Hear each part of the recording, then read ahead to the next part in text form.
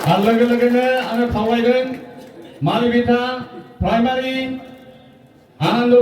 उगुरि primary लोगोसे मोनसे मा प्राइमारि मोनबाय जयनिंआ रेडि जानानै लिंबोनो थाखाय आं खावलायबाय सिगां आं महिलाफोरखौ खावलायदों जोंनि सेन्ट्रेल बिपिएफनि मानगोनां नेहाथारिखौ आर'नाइजों बरायफैनो थाखाय आं खावलायबाय लोगोसे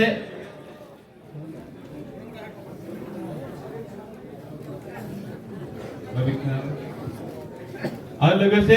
जोंनि गेजेराव दङ सेन्ट्रेल वुमेन बिपिएफनि मानगोनां अपानेत्री बायद'खौबो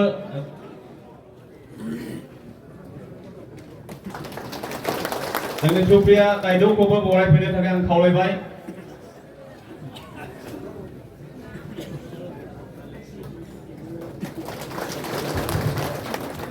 आं प्राइमारिफोरखौ खावलायदों जयनिं गोनां जायफोरनो उगुरि प्राइमारिनि मालिबिथा प्राइमारि आनन्द बिटिनि प्राइमारिनि आं नामखौ लिंहरनो गायनायसै बलारि फैनो थाखाय खावलायनाय थाबाय उगुरि प्राइमारिनि रिद'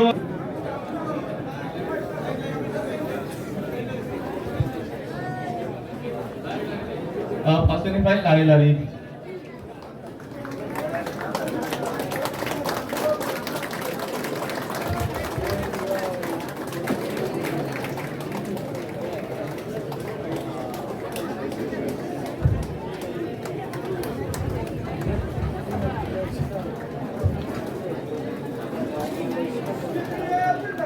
जिंदाबाद जिंदाबाद जिंदाबाद जिंदाबाद जिंदाबाद जिंदाबाद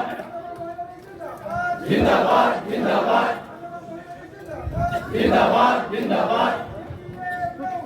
long live long live long live long live long live long live जिंदाबाद जिंदाबाद जिंदाबाद जिंदाबाद जिंदाबाद जिंदाबाद जय जय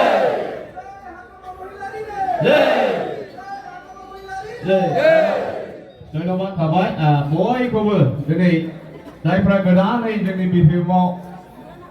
जयनिं जाबाय आं बयखौबो ब्लकनि जानानै गोसो गोरबोनिफ्राय बरायनाय थाबाय आरो बजबनानै लाबाय दा लोगोनो मोनसे मोसानाय नायनोसै सासे उन्दैसा मोसानाय दं गोख्रैनो फैनानै मोसाफैनो थाखाय आं गुरै खावलायबाय